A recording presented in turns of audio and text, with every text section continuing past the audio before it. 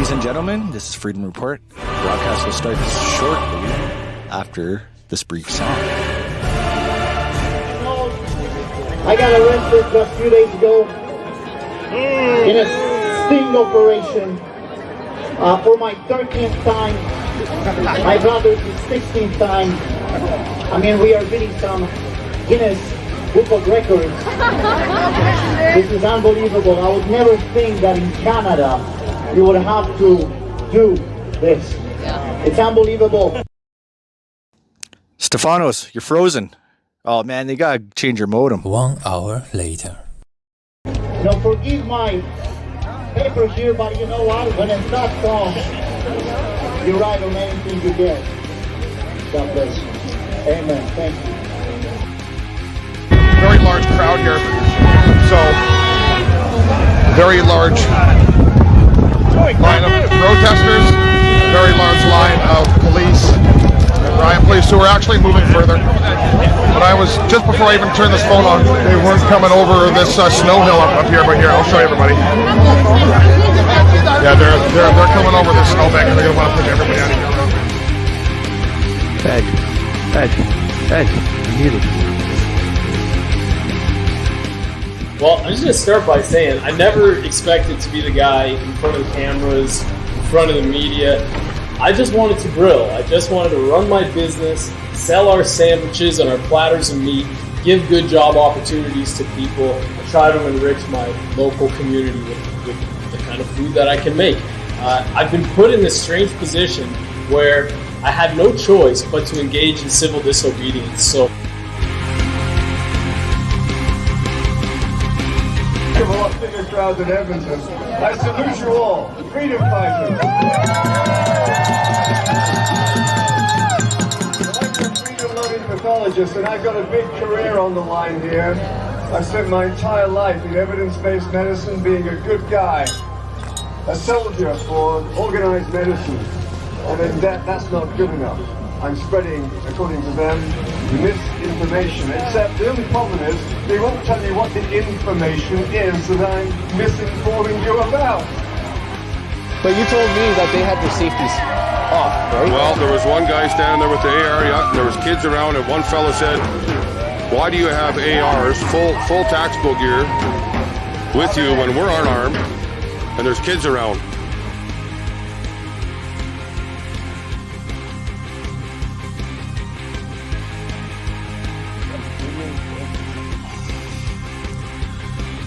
Oh, there we go. Playing most games again. Yeah. So, so this is gonna be what you want to share out, guys. Freedom Report has special guests like April Lejeune, Pat King, Conrad R.C. Goodser, Artur Pulowski, Misty Wind, Mike Martins, Chris Sky, Jason J. Manpachernik, Aaron Barker, Dr. Daniel Nagase, Adam Skelly. And you have to prove that you have a lawful reason to be there. And I say your lawful reason is Section 6 of the... You have a lawful reason to be here because you're a citizen of Canada. That's right.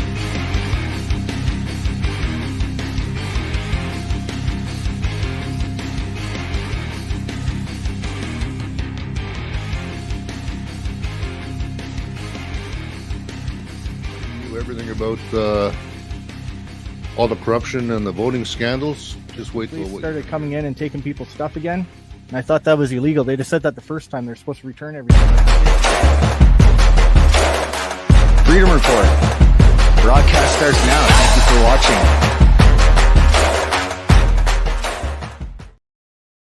Hello, Canada. Hello, United States. I'm Derek Surian. This is Freedom Report. We run Monday to Friday from 7 p.m. to 9 p.m. Calgary time and 9 p.m. to 11 p.m. Toronto time. So we've got a lineup of truckers coming in tonight. Most of these guys will be American truckers. We've also got Vincent waiting in the green room. We've got Chris, who was instrumental with Adopt a Trucker, one of the founders at the Ottawa event that happened this past February. And Kip is also in the green room. So if you're wondering what's going on in the States, well, that's what we're talking about tonight. Welcome to the show, Vince. How you doing tonight? Very good. How are you? Not too bad. So, could you introduce Kip Coltrane? Yeah, Kip Colton was the leader of the American Truckers Freedom Convoy, and he can probably talk to you a lot about what's going on down here, and he has communication with a lot of people down here that gives some really good information. Awesome. So, Vincent, right now, are you still in Pennsylvania or whereabouts? Yeah, I'm still in Hagerstown. I'm getting some truck repairs done, and starting things off in a different direction a little bit from the convoys. So, do you guys still have the racetrack there that was just outside of Washington, D.C., or? Yeah, one of the convoys is still at the racetrack. The People's Convoy has headed off to California to fight some bills that are coming up in their government there. And I heard there's guys also going south to Texas or something, or? That would be the People's Convoy. They're going to be crossing down through Texas, heading to California. And how many trucks do we have right now in Hagerstown? I couldn't tell you. I haven't been over to the racetrack. I'm kind of stuck over here at Kenworth getting my truck repaired. So I don't know what was left when I pulled out of there. Last time you were there? Last time I was there, it was probably 30, 40 trucks and probably still another 100 or 200 vehicles. Okay, so we're talking motorhomes. Motorhomes, cars. And pickup trucks and the like. Yes. All right, so Kip, whereabouts are you right now? I'm back home in Louisiana. I'm down here in Lake Charles, Louisiana. Okay, and just sitting tight or taking a few days off or what's going on? No, unfortunately, I'm not independently wealthy and being involved in this convoy for 46 days straight without pay, and then about 10 days before that, and then coming home and just trying to play catch up. I'm back working right now and getting things in order for the Louisiana rallies that we'll be doing this month.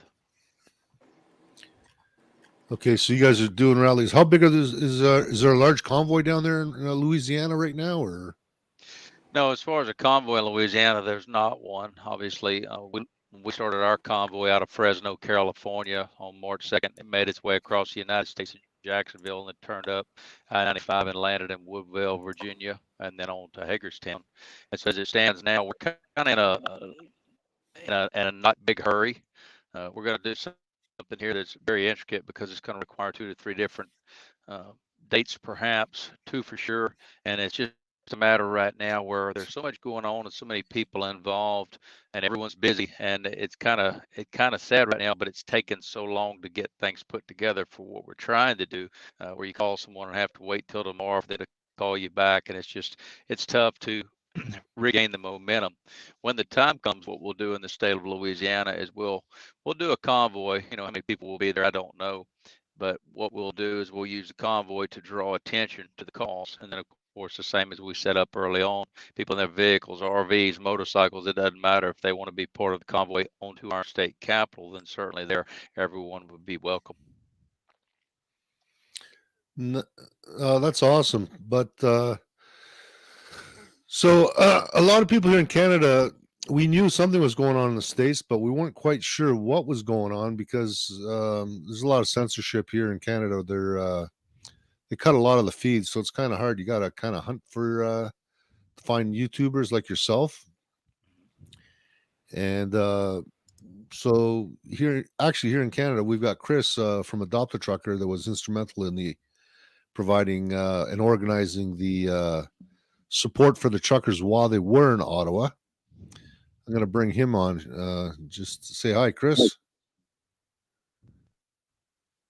He's muted. Hang on a second. You got to unmute your mic, Chris. There you go. How you doing? Good. So what have you heard about what's going on with the American truckers? Anything?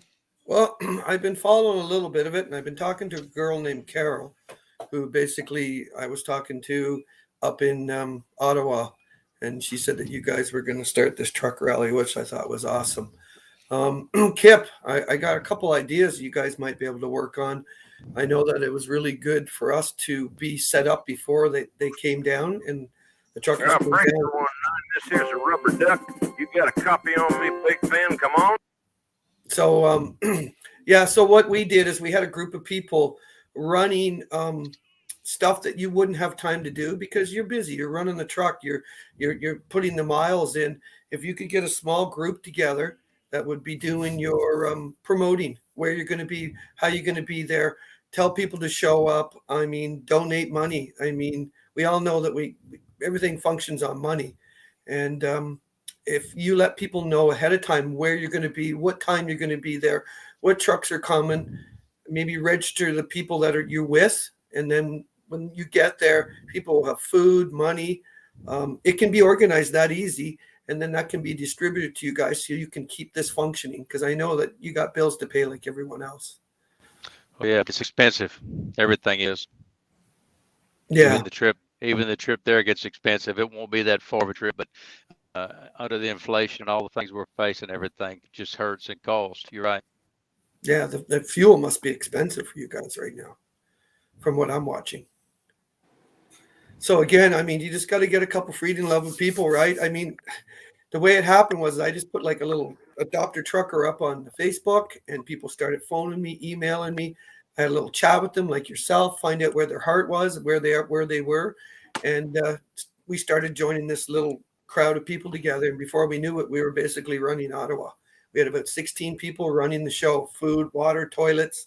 We were picking truckers like you up, bringing them to our house, showering them, letting you do the laundry. Like, there's people out there. I know you guys are awesome. American people are awesome. So I think if you just had the right person leading it, or you could get me across the border, I'd be willing to do it. Oh, yeah. But yeah. Yeah, Louisiana's good for the hospitality like that. Yeah, my account's been froze for 39 days. Yeah, no access. They wouldn't let me put money on my mortgage. But I'll tell you, it was the loving Canadians. They came right to my home. People I didn't even know brought me food cards, money, paid my hydro bill. It was unbelievable. So, I mean, I think you guys can pull this off. I mean, we have to. You know what's going on. I don't need to preach to the choir. Well, I'm working on something a little different than the convoys right now. I'm working on the North American Unity Tour. And what we're going to do is we're a solidarity movement of freedom and loving people between the two nations. And we're committed to joining brothers and sisters at different meeting points along the enormous border and standing unified. We're building bonds between North American citizens to fight global tyranny. Our vision is to inspire the world. Our resistance is a peaceful movement. We don't condone any violence of any nature during our rallies. And we know together we are stronger together, and we will win. We move as one. So over the summer, we're going to be working on setting up rallies across the border where Canada and the United States can come together and rally on either side of the border and come together. We're doing this aside from the convoys. Of course, the convoys will be invited. We're going to invite whoever wants to show up. It's going to be just basically a sign of unity so that we can stand for freedom together in North America. So it's a little different than the convoys. Mm-hmm. Well, like I say, what we did is we called it organic, grassroots. You need the truckers. You need what you want to do. If you allow people to organically just show their unity and love, like you say, and peace, and come together, no matter what color, what creed, what religion, come together for freedom. That's what it's all about. And if we can't do that, then it's over. You're 100% right. Yep. So that's our plan. I'm working with a couple of people there in Canada to set these rallies up. The first one we're going to have is going to be at the Rainbow Bridge on the 16th of April. I've already got organizations and people working on this side of the border. And you also have some people on your side of the border that are working on it to put it together. And that's going to be the kickoff. We're going to try and plan one that's going to be 4 days long from July 1st, which is your Independence Day, to July 4th, and do a 4-day rally. We just got to figure out what place is going to be the best one for us to both be on both sides of the border and have just a huge barbecue and just have fun and show the world that we're united in our fight for freedom. That's awesome. Yeah, it's about time we joined team. Quick question We for do you. it somewhere. Quick question, Vincent or Kip, were you guys talking to the in Washington D.C. about a week and a half ago?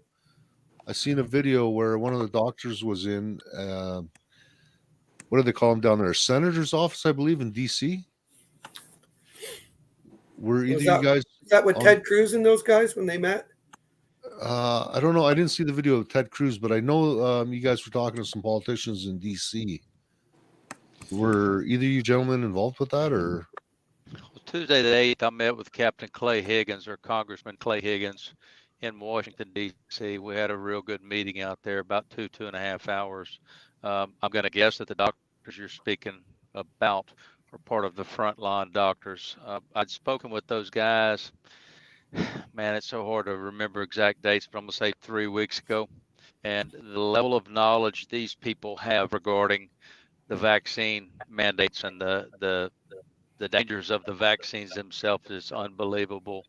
I'm not a doctor. I'm not a nurse. I did go to school to be a nurse back in 1992, which doesn't mean anything 30 years ago, but have a little understanding of medical sometimes.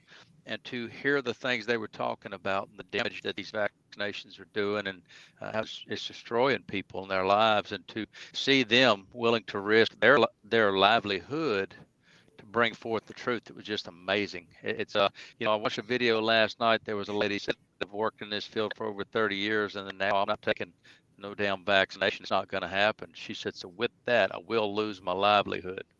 And to know the people that committed, number one, to the truth, number one, to the betterment of others, and then the third thing, committed to not sitting down on your hands and fighting a corrupt government. It's amazing. So you guys were successful. You actually did get to speak to a politician or a few of them, right?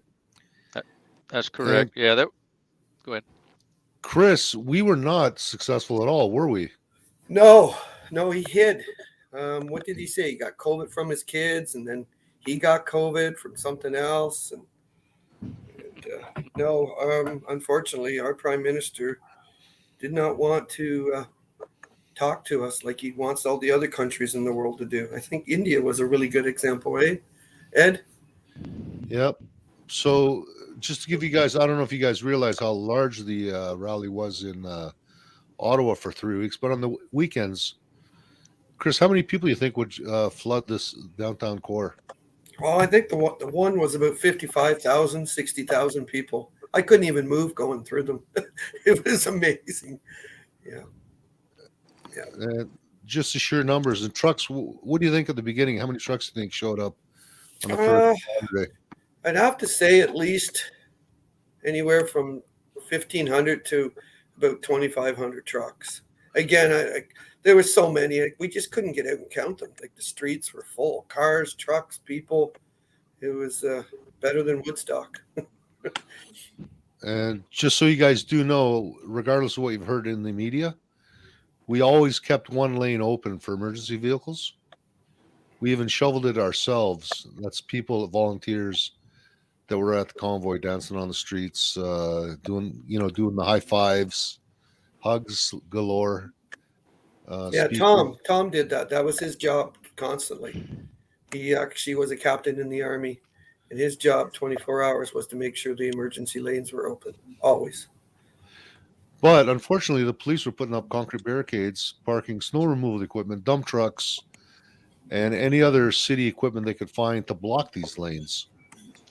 So They did the same thing in Washington, D.C.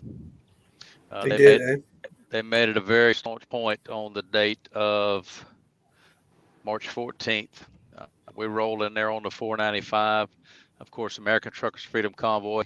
We had moved into the camp with People's Convoy there in Hagerstown, and the directive was set for the route that day. And instead of just going round and round on the 495, we went up the 395, and it didn't take us but a second. And then all of a sudden, everything just stopped. And when we realized what was going on, you have so much four-wheeler traffic. Of course, you got a hellacious line of trucks, and I don't know exactly how many, because I'll put it this way: the trucks from where we were stopped had made their way back around the loop to us. So a lot of trucks rolled. It was a solid convoy that day, not just a spot convoy.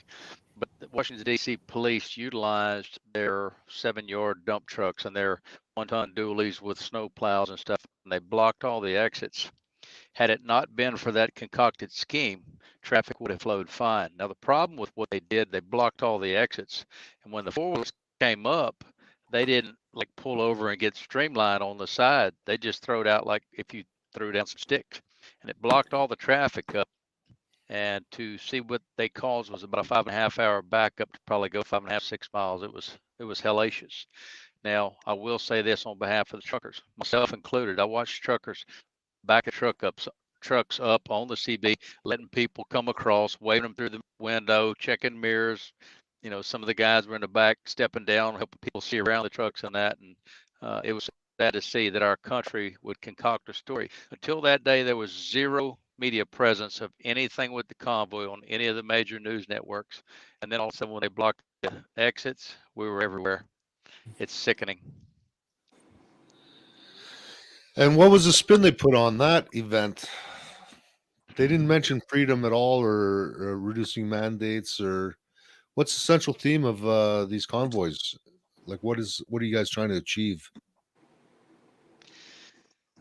It's pretty simple, really. When you look at it, there's a whole new idea now. Obviously, a lot of the convoy stuff started to end the vaccine mandates, and personally, for ours, I could have cared less about the vaccine mandates, because you're not going to put a mask on me. You're not going to put a needle in my arm. And so for me, living in Louisiana, it's been a much different environment down here. Pretty much our state never did abide. Texas never did abide. So that wasn't that big a deal to us per the mindset of leadership. Now, for some of the other convoys, obviously in the vaccine mandates, but as time rocked on, what everybody began to recognize and prioritize was the Emergency Powers Act needs to be lifted.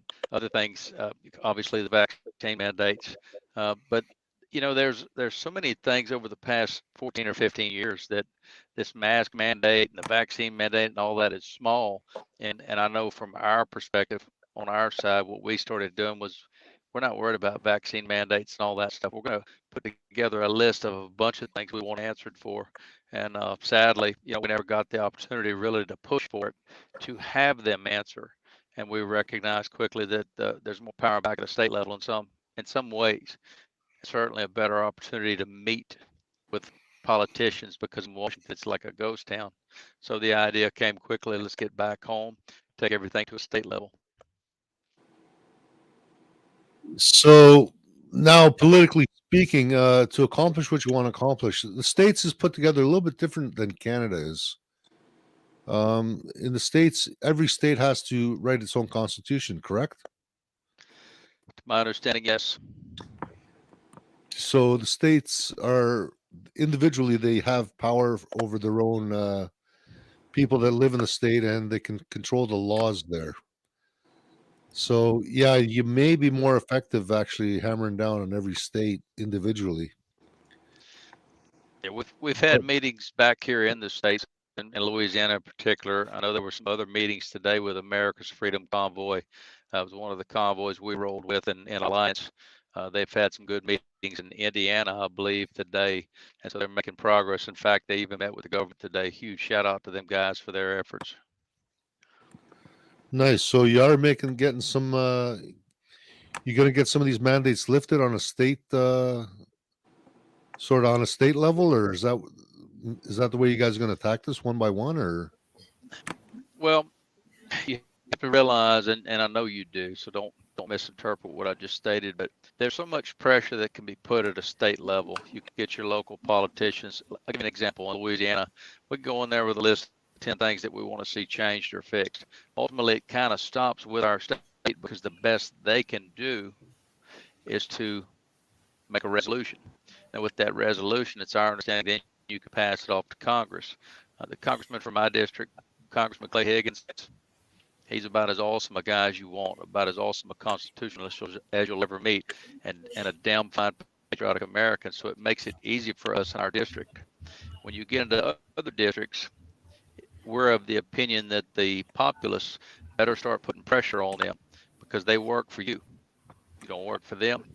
So in that, if they intend to keep their position, if they intend to keep their job, and you tell them, here's what we want, here's what you will now voice. If they don't, you fire them come election time. But it appears there's a whole lot more that can be done on a state level. And certainly, too, as I stated earlier, it's hard to meet with people in Washington that aren't even in Washington. Everybody's at state levels. We go there, make a big stink. One more thing to add to that. Throughout the United States, let's say the 48 continental states, there's only about 4 states that it might be a problem for a person to make a day trip to get to their capital. California, Texas, Florida. Let me think. Yeah, California, Texas, and Florida. Those 3 right there are your hardest states. We'll go into the other states. Alaska would be another one, so you'd actually have 4. But for a person to get up at 5 o'clock in the morning, leave the house at 5:30, be at a rally for 8, for most other states, it wouldn't be a problem. So for those 3 states I mentioned, California, Texas, and Florida, people should still be able to make their state capital. And what the hope would be was that nationwide people would respond.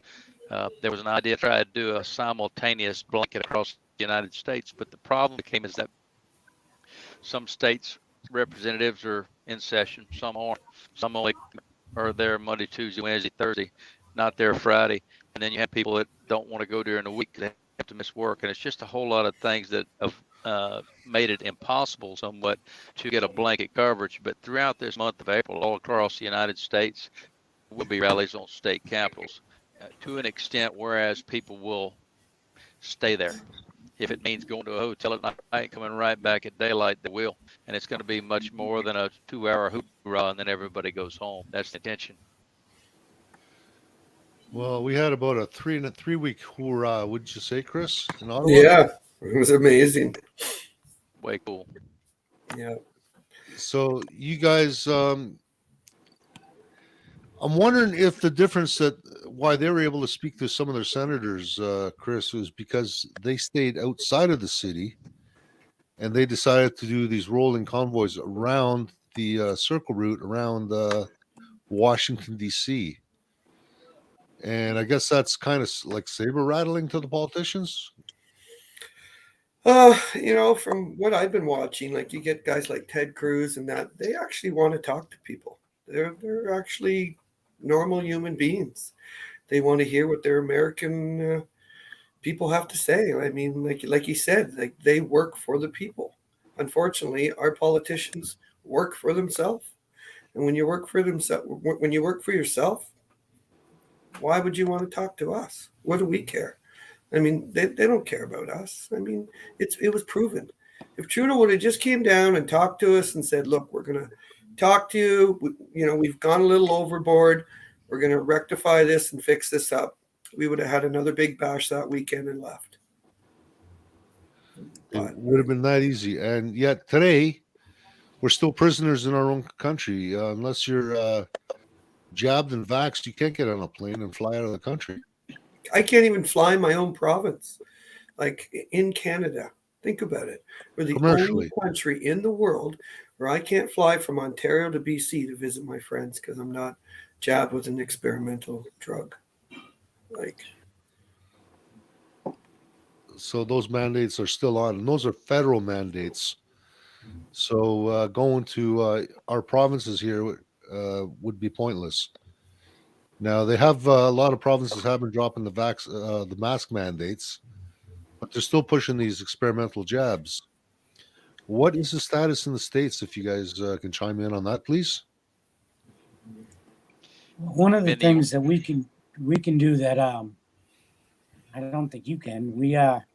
we can request an audience with our individual senators in each state and in Washington, D.C.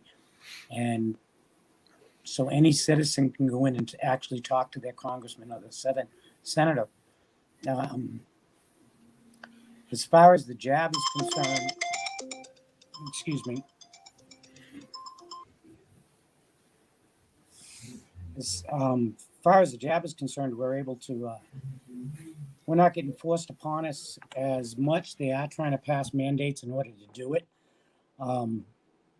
That's actually what got me involved in all of this. Was my daughter was forced to get a vaccination in order to keep working. So as far as the health organization is concerned, I don't know how much they're lightening up, but I noticed there's some businesses that, like, I believe Target allowed their people to come back to work even if they're not vaccinated now. So, things are lightening up a little bit with some of the companies in the country, but not everywhere.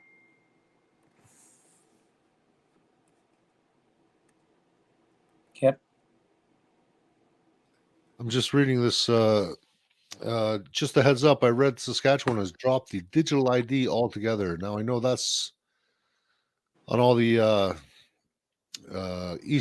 Western countries.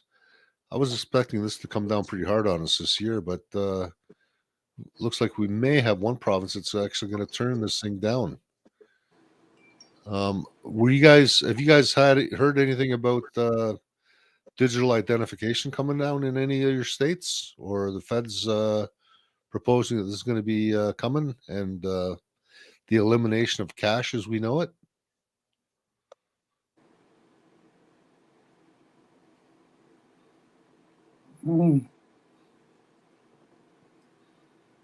No, I haven't. I'll have to get some more information on that before I'd want to comment. Okay. Kip?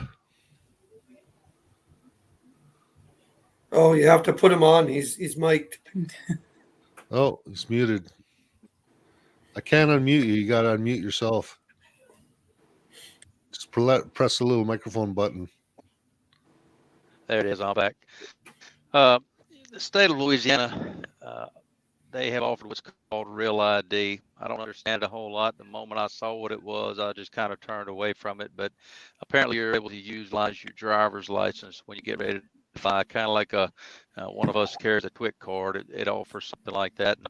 And, as far as all this biologic identification, I mean, you got stuff on your phone.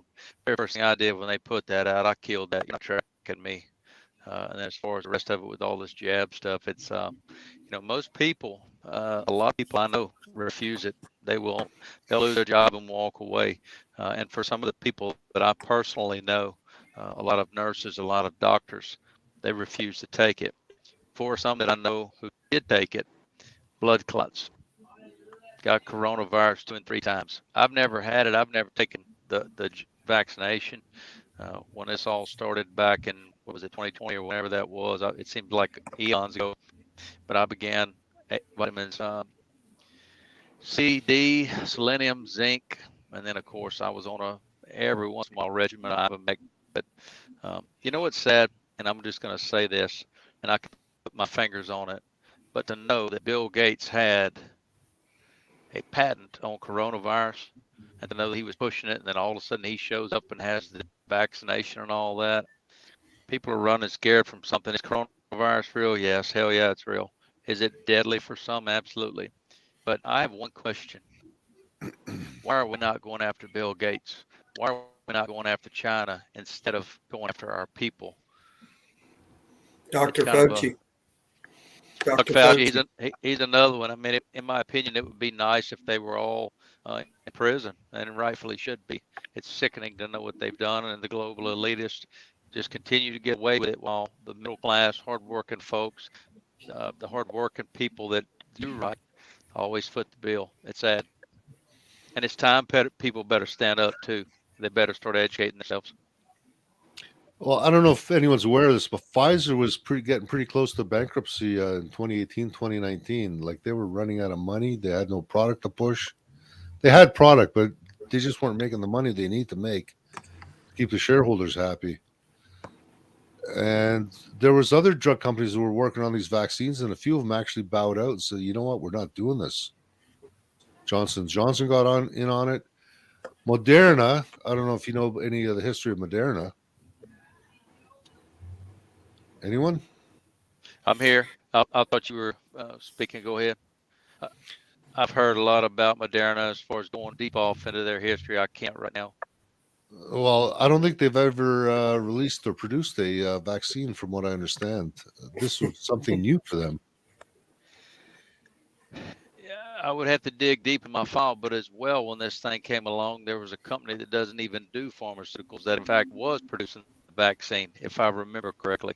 There's so much information out there, and I think for a lot of us that have been involved with this convoy for so long, we ran for so long with so little sleep and have had taken in so much information that to be good at adding to the conversation right now, it's a little bit tough. Yeah. So when you guys were coming across the country, going into what state is it that you guys were staying in? Maryland? Maryland. Yeah, I guess I'm bad with my American geography. But were there a lot of people on the bridges supporting you guys, or was there a lot of public? Most definitely. We had people on bridges in every state we went through, on the side of the road. Actually brought tears to my eyes a couple of times driving, seeing them on the bridges and just how many people were there supporting us. It was just absolutely amazing. So we know we have the support of people. I think our biggest problem is we need to get the word out to even more people in the United States. It's amazing how many people that I've run across that we're completely unaware, because we've had no mainstream media attention on any of it, that any of it was going on. Everything's been through internet sources in order to get our word out. And it was just absolutely amazing with the support that we had and the support we still have with many people in this country. So we just need to find a way to get the information out to more people in the country and gather more support. And I think the more we get out, the more supporters we'll find that don't even know what's going on. So what? I've heard some talk about a truckers convoy going out to California. Can anyone shed some light on that, please? Yeah, that's the People's Convoy. They left Hagerstown yesterday morning, I believe, and they're working their way across. They're going to have some rallies as they head towards California. California had 10 bills on the table that needed to be fought. They were just horrendous bills. One of them already got dropped before they left, but they still have 9 more, and they're incredible. I think you put them up on the screen here a little while ago, and if anybody takes a chance to actually read them, it's if any of them get passed in the state of California, it could roll right across the country. That's the way our politics works. It's usually California and New York, New Jersey that kick all this stuff off, and the rest of the country seems to follow along.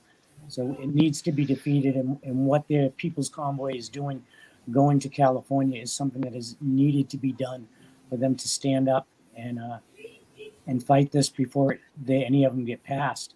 I mean, we actually have the opportunity to stop them before they become law. And yeah, there they are right there that you put up. So if we can stop them, any of them, before they become law, then we've gained some ground. Okay, so you've got. Hang on, am I muted here? Can you guys hear me? Or we can hear you. Thanks, Derek. So 10 CA bills you must oppose. Voting happening in the next 2 weeks. SB 871 adds CV-19 injuries to a list of immunizations for public-private school regardless to FDA approval. No PBE. What is PBE? Very rare ME. AB Protect the breathing 209. equipment. And ME is medical equipment, or It's funny they got the second one there. It says lowers the age of vaccine consent to 12. You can't even rent a set of skis at a ski hill unless you get your parents' consent. But they want to vaccinate kids. They want to vaccinate kids without the parental consent or their knowledge. That's sick. These are the things. These are the items that the People's Convoy are going to California to fight. And the thing is, none of them are laws yet.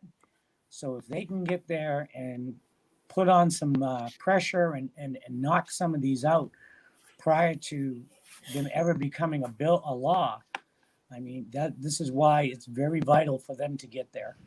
And that's why they're heading. I always said if I was a politician, for every bill they pass, I'd have to get rid of 2 more. Yeah. Absolutely. So I don't know if you guys are aware of this, but here in Canada, they're already jabbing the 5 to 11-year-olds. They started this last summer. They were offering them ice cream if you come get your jab. Donuts, pizza. I got 7 kids. They're not jabbing mine. Okay, so SB 920 authorizes the medical board to inspect a doctor's office and medical records without patient's consent. Does that go against your privacy laws there in the States? Do you have any constitutional? Is that violating any parts of your constitution? That is violating the, I believe it's the meta. Kip, can you step in on that? What? Yeah, I mean, there's so many things. You really open up a can of worms with that. A person doesn't have to do anything. And a mandate is not a law. Okay, so just because you have a mandate and you're mandating something, there's no citation for it. You don't have a standing law that says you must do this. It's basically a beautifully dressed or a fancy dress on martial law is what it is. And so as far as anyone having to do it, they don't. That's why you have the threat of losing your job. That's why you have the threat of being discharged from the military. That's why you lose the threat of losing your license. I don't want to be opinionated on this, but obviously for someone in the nursing profession that's been there 20 or 30 years, if they're doing their damn job and they're handling their business, I don't see that they should be getting relicensed every year. Just my opinion. I understand there's reasons for it. One of the biggest reasons that I believe in this country that there's licensing for all these things, it doesn't really have anything to do with the license. It has to do with generating revenue. And when you look at everything that our government does, because they produce no product, they supply no service, they can only give you what they first take from someone else. So when I look at this whole vaccine mandate with the concoctions from the CDC, that's not even part of the federal government, it's a privately funded entity, it just pisses me off in every direction. I'll apologize for my language, but that right there, the idea that anyone in the United States has to take it, the only way they can make you take it is by threat. If you don't take this, you're going to lose something. Job, your military career, your nursing license, getting on a plane and all that. Let's talk about these planes real quick. Got to have this shot to get on the plane. Okay, so you're going to give me the shot, which has been proven that the moment you get it in you, then you're walking around literally flaking this stuff off everywhere. You're going to get sick from it. The people next to you are going to get sick from it. But now I refuse to take the shot, and I'm the threat when it's actually you that's getting everyone sick. And then you're going to put me in a bubble with everyone else and mandate that we all have masks on. That there's nothing about a mask except if something flies at you and was to go into your mucous membrane. It's the dumbest thing I've ever seen. And to watch people fall like sheep and literally just slide down the slide into the meat grinder, it's sad. I wonder what happened to the patriotic heart of America. I've spent a lot of time up there in Canada, where this gentleman's at. I've spent a lot of time in Harrow, Amherstburg, Windsor, Peely Point down there, and it's some of the most beautiful people that I've ever met in my life. And the only difference between where I live in the southern United States and where they live in southern Canada is that they talk funny. Other than that, there's no difference in our people. And I guess if I could say this and be very candid, stand up, man. And y'all already have, I get it, but stand up and don't lay down for any of them. The idea of what Vinny's got going here with the Unity Tour very much needs to happen because the two countries and the two people are so close in alliance already. It's time that everybody unite and say, hell with this. We're not going to bend to tyrannical rule. I understand for y'all it's a little different because you don't have the Constitution, and truthfully, I don't know what you have. I know there's something, but I've not studied it. And I think in some ways, when someone takes the lead and people follow and join one mission, one goal, one focus, and in the same accord, that's where you start to see real change. They can't take us all out. No one wants that, and it's not dying I'm talking about, it's living. And to sit here and watch a country that I've lived in for 48 years now fall and fold the way it is and what Canada has done, it's sickening. And the only person to blame is us for not standing up sooner. Yeah, I long for the days 30 years ago before 9/11 happened to get out over across the border. You just need a driver's license. Yeah. That's it. No passport. Just you want to go to the States, you got a driver's license, you're good to go. And that was it. They'd run your name, I think, but that's about it. But do you see the direct correlation between the vaccine mandates and the 9/11 response? They attacked everybody except the people that created the problem. Yep. And then when 9/11 happened in the States, they came out with all those new laws against you guys, because I follow the States a lot, where basically they can arrest you, put you in jail, don't even have to say why, take your house, take your car, all under this emergency act that Canada does too. Like they did the same thing every 6 months or every month. Oh, we got to do the emergency act. Yep. I mean, Yes, you guys are going through it. That was a Patriot Act for you guys after 9/11. Yeah. And what still amazes me to this day that was ready within what, 2 weeks, 3 weeks, and it's thousands of pages. How do you put that kind of legislation together that quick? You preconceive it. How long did it take for them to clean up the site after the planes hit the building? Everything was gone 2 weeks? It was longer than that, but it was a hell of an effort. Okay. But normally doesn't stuff like that happen? They take the planes, they go bring it somewhere, they do an investigation, they look at all the planes, the parts and everything. Did they do that this time? Yes.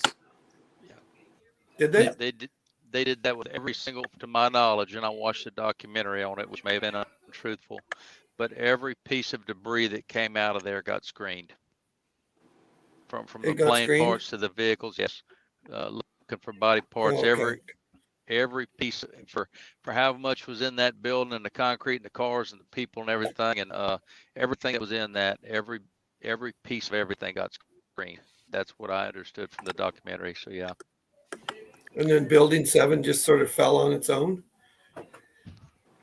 It's funny. It's funny you mentioned that because the head expert for Loiseau demolition was on a video I watched last night, and he said straight up, he said, "Man, the popping, the wobble in the middle where it dropped first," he said, all that is totally indicative of a controlled explosion. What the planes did, if that was the case. And I'm not a big conspiracy theorist on that. That was a hell of a day for me. I got divorced that morning, was on the way to the courthouse, heard it on the radio. And at the time I was a firefighter. I grabbed my gear and called my chief. I said, "When do we leave? I can carry 6 in my truck." And I never really took to it, I guess, because in my heart I wanted to just remember the beauty of our people responding, the firefighters and average Joe and the police and the EMS, and remember them without all this cloud over it. But in recent weeks, due to all of our involvement in the convoys, and I've always been on that mindset for a long time, 22 years now, more so involved in the past 14, but over the past 2 months being involved in this convoy, it's really made me start revisiting some of those old mindsets and to see just how corrupt and played all of this is. Yeah, I didn't want to go to 9/11, but I guess it's going to keep coming up until the truth gets out, right? Yeah. And whatever happened to all the gold that was in the basement there? Building 7, I think it was. It's in my basement. Oh, you've got it. Okay, great. Yeah, I got it all. All right, so it's safe then. Good. Yeah. Okay.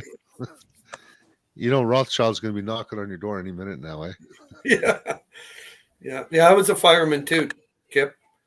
I'm a volunteer fireman, so I know what that's like. It's no fun. I can't imagine what you guys went through.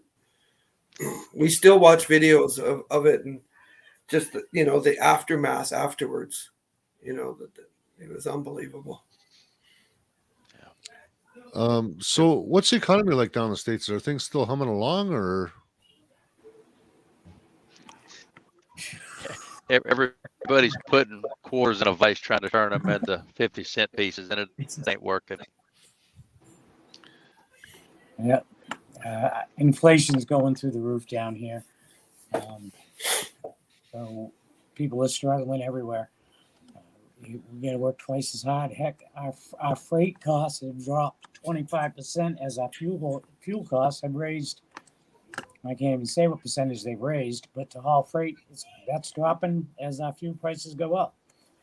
So it's getting harder every day. So they're sticking it to the little guy, basically. Oh yeah. Our diesel's $1.90. It's the highest I've ever seen it, ever. That's for a liter, not a gallon. Yeah, per liter. There's 3.8 liters in a American gallon. Actually, I paid over $2 for diesel about a month ago. Okay, there you go. So that's what would that be? About $6.80 Canadian with the exchange, about $5. Yeah. US gallon. We're approaching that. I think the most I paid here in the last week is probably $5.78. I know my average fill up has increased by about $200, $200 to $300 when I fill my tanks. It's pretty much doubled. Yeah, I remember a couple of years ago paying. I got a dually pickup truck, and I think I was paying averaging about $100, $110 for a fill up. Now it's to $200. It's like wow, it hurts. Yeah, I don't know how the truckers are doing it. Like, it's. And the fact is, the Canada's got the third largest oil reserves, proven reserves in the world. We've got so much oil, and they're shutting down our refineries. There's more oil under Texas, Louisiana, and Oklahoma than was ever in the entire Saudi Arabian oil field for its entirety. Okay, not to mention the Bakken up there, which you just mentioned, the oil sands. When you look at that in conjunction with the fact that diesel is, and any trucker knows this, most people don't. I don't know who's going to see your show, so I'd like to offer this. But diesel is a byproduct of gasoline. It's actually a byproduct waste of producing gasoline. It used to, I know in 1997, diesel was 78 cents a gallon. Gasoline was 92 cents a gallon. That was in 1997. The oil came out in 1901, so it took 96 years for it to get from 2 cents a gallon, 3 cents a gallon to 78 to 92 diesel and gas. Then we watched with the introduction of a Trojan horse into our country that fuel that had never been over $1, maybe $1.10 or 15, is now sitting at $5.78, as you mentioned, or $7.22 for the 3.8 exchange on the Canadian. And when you look at all those things, it paints a real pretty picture that explains itself if you're watching. But right now, let's say that gasoline's $4 a gallon, and I'm going to use round numbers. Diesel's $5. What people aren't realizing is the reason that the diesel, that's a byproduct of making the gasoline, is higher is because of this neat thing called environmentalism. Environmentalism, by and large, started by galactic idiot like Al Gore. Totally baseless. When you begin to do the research and find the physicist, there was one in Sweden in particular. I'd read a very intense study he did years ago.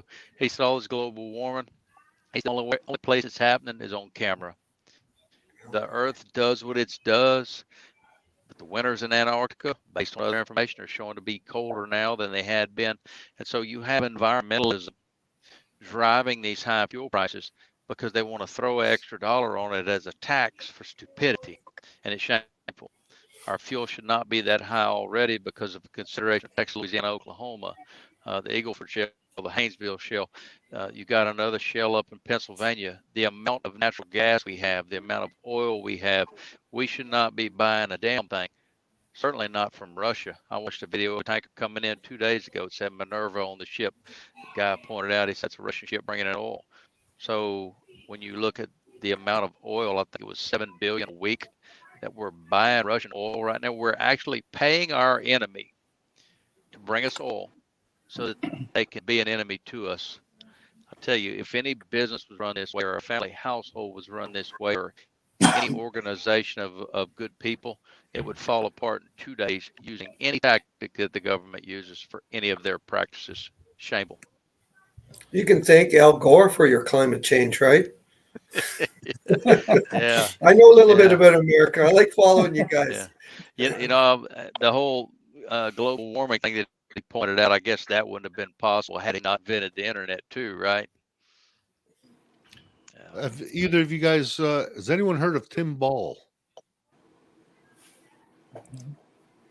Tim Ball has won 2 lawsuits against, I think one was against Penn State University, if I'm not mistaken. And he was saying the computer modeling and all the data that they've used to get this hockey stick graph where you got temperatures increasing, then it's going sky high. And that's Al Gore's graphics and all that, and the projections, the computer modeling. He said, give us the raw data so that we can analyze this and see if there's any truth to this. They've never produced this raw data. All these computer models, they keep this under lock and key. And 2 court cases, and he's beaten them. Basically, it doesn't exist. It's all BS. Literally BS. It's all made up. And then they make these computer models to sell to people. Oh yeah, the planet's getting a lot warmer. Well, I got news for you guys. During the day, there's a big light bulb in the sky. That thing doesn't have a constant output. Sometimes it's stronger, sometimes it's weaker. If you think that the Earth rotates around the sun and it's the perfect circle, well, no, that doesn't happen either. It's actually elliptical. That's why we have. It takes hundreds of years to go through the different shapes of the way it's going around the sun. Sometimes they're closer. Sometimes the planet is farther from the sun. So the farther we get away, the less sunlight we're going to have coming in. That's why I don't know if anyone's heard, but some people, scientists have been saying we're going to get a world cooling trend starting in 2022, 2023. And the temperatures are going to drop, and then they're not going to increase again until the year 2050. Now, there'll be a little bit of an adjustment there, but there'll be a little ups and downs because the sun, the big light bulb in the sky, sometimes it burns brighter, sometimes it dims off a bit. I don't know if you guys ever consider this, or do environmentalists even know how that great big ball of fire works in the sky? My dad used to tell me that they used to tell him he was going to freeze to death. Now they're telling us that we're going to die of heat. I mean, yeah, but the good news is with the chemtrails that they put up in your skies and all that chemical and stuff that makes it rain so much, or tornadoes and hurricanes, which make a hell of a lot of money for these people. You don't have to worry about burning it up. They're going to cover you on that. Well, isn't there some places in California you can't even collect rainwater? I remember watching that. Like, you can't even collect your own rainwater. Yeah. Like, come on. Chris, that's actually a law here in Ontario. The Liberals brought that in over 10 years ago. Oh, I didn't. Yeah. Well, I'm in trouble then. Yeah, you're not allowed to collect rainwater here in Ontario. I got barrels all around my garden. And you know what else they brought in? I don't know if you know any farmers, but the last Liberal provincial government, they're pushing that anyone that's got cattle or hogs or livestock, you've got to sink a separate well for them. They're not allowed to drink out of a pond or a creek. And you got to put a meter on it and pay royalties on that water coming out of the ground after you pay 10, 20, $30,000 just for the well on your own land. Wow. I would tell him to collect from the bull and make sure he's a mean one. Well, I'm just giving you guys a heads up. That's what's coming to a country near you. See, I bet you guys in America don't know. So I own my home, but I don't own my land. I have an interest in it. Do you guys know that? Everything's under Her Majesty the Queen. So my declaration when I buy my home, it says Her Majesty the Queen. So I have an interest in it, but I can never own the land. Never. Never. We can own it, Where I but know try the to do states. with it what you want. Yeah, I have an interest. Yep. If they allow me, like you say, to do some plowing, I can have 10 cows on my property. That's it. They've got to a point now. I do a bit of farming. Like I say, I'm a trucker too. I went to school and got my trucker's license. They control you so much that they just push you in this corner. Oh, we'll let you do this if you do that. I have to make, I think it's $5,000 show for $5,000 if I want to just have my little hobby farm status. Well, that's a lot of eggs. But yeah, I can relate to that. I bought 8 acres down in Florida, and they told me I can have 2 chickens per acre. No. Yeah, that's it. And I can't have a goat. I can't have a horse. I can't have a cow, but I can have 2 chickens per acre. 2 chickens per acre. Wow. That's crazy. Like I'm allowed to have 10 animals on my 10 acres. But before I could have had more, but they came out with a new law. So I can have 10 cows. That's it. On my farm. Well, guys, don't feel bad about the limitations that each of you face, because we had 113 head of cattle, 14 horses. I had a whole slew of chickens before Hurricane Laura wiped them out, but it's kind of good now that we don't have them because of the threat of the hurricanes brought about by the climate manipulation and all that, because now you can't afford to feed them, whereas a bag of feed used to cost $8. Now it's around 17 to 25. And don't worry about fertilizer for your ryegrass or even your field. You can't get it. And if you do, instead of being 300, it's 700 or 800 per ton.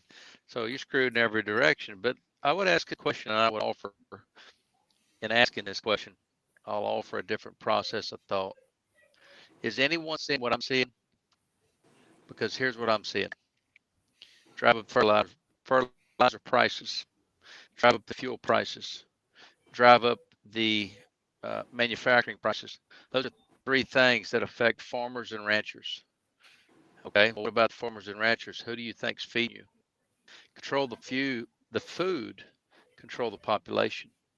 And what I'm seeing, just my observation, my own personal opinion, but you have a very distinct manipulation of markets. You have a very distinct manipulation of market prices for goods. They're all part of producing a food source. People have no idea what farmers and ranchers do between cattle and crops. They don't realize how much stuff hits their table. Every bit of it between the farmers and the ranchers and the truckers is what it took to produce it. Which 3 entities right now are hit the hardest by all this stuff in the United States? Farmers, ranchers, truckers. Who's that come back to? Everybody on this screen. That almost sounds like a new world order. Exactly what it is. Global elite trying to control it. But the good news is Bill Gates jumped in the race quick, and he's, most people don't know this. Bill Gates in the state of Louisiana, he owns more farmland than anybody else. Period. No one else owns as much farmland as he does. But old Billy Boy there, he's setting the world up to eat his synthetic meat. Yeah. You see what he does? He goes in and he manipulates a market and he kills an industry, or he creates a virus and patents it. And I remember reading some stuff that he couldn't get the coronavirus vaccine patent to come through quick enough in the United States because FDA takes a lot longer. But if I remember correctly, his patent in the UK came out way ahead of the time for when it was brought to the world, whatever. But now you look at the fact that we're in a situation where he's buying up all the cropland, fertilizer prices are skyrocketing. And I'm not saying this is all his fault, but there's got to be something in play for big shakers and movers like that to be moving on the front side, that far ahead of things, kind of like having the Patriot Act in place within 2 weeks of 9/11 happening. The problem is in this country and y'all's is that I'll say it again. We have been sitting on our damn hands instead of paying attention and playing us like cards. And it's time people stand up across our land, across y'all's land, but more importantly, across that border for what Vinny and his people are trying to put together now. There's the biggest problem right now, right there. See that? Absolutely. That is garbage. Yeah, it helps, and it helps you with direction and all that stuff. But that right there, that is going to kill our kids. It is. Einstein said, Albert Einstein once said, he said that when we reach a point where technology takes over human interaction, we will have a generation of idiots. If we're not there yet, I'm kind of frightened to see when we do get there. Mm-hmm. You got a 14, 15-year-old kid with a flat tire on the side of the interstate. He doesn't even know how to use a damn tire wrench or a jack to change the tire. A kid can't use a crescent wrench. You can't pour piss out of a boot with help and instructions, but they can do all kind of things on that phone that offer nothing. Yeah, it's sad. Again, like you said, it's our fault. We've been asleep. We need to awaken everyone, and I don't know what that's going to take, but man, we got to fight. We got to fight on this hill, and we can't stop. And Canadians and U.S. have to join together. I think, you know, we have the same mindset, the same constitutions, and you know, and the same God, so we have to. Well, hopefully, some of these things that we're doing is going to wake up more and more people. I'm really pushing for this North American unity toward hopefully reach a lot more people than, I mean, your convoy up there in Canada just read, everybody knew about it, and down here, a small percentage knew about what we had going on, and we really need to find a way to get it more to the people, and that's what I'm hoping I can accomplish with the partnership with some of the people that I have up there in Canada to make this this unity tour come together and bring people's awareness and wake everybody up a little bit more. And, you know, with God's help, we'll make it happen. Yeah. You know, I remember being in school and looking at United States as a Canadian, and man, you know, you guys were the most patriot loving, flag waving people I ever knew. And I tell you, if someone would have burnt a flag when I was in grade 8 back in US, there you guys would have hung them up.